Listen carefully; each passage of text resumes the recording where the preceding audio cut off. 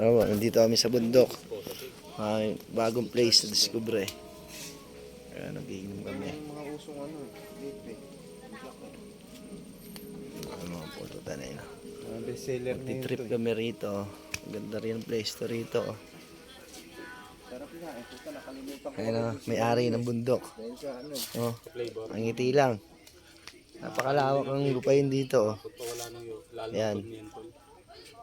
Dito po tayo ngayon maglalagay hanggat wala tayong mga ginagawa.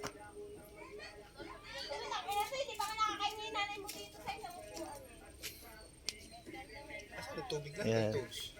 So, dito kami magtatagay-tagay. dapat dinala yung galon. Nagpalit na ako ng jersey ba? Pagkamalan pa tayo may laro eh.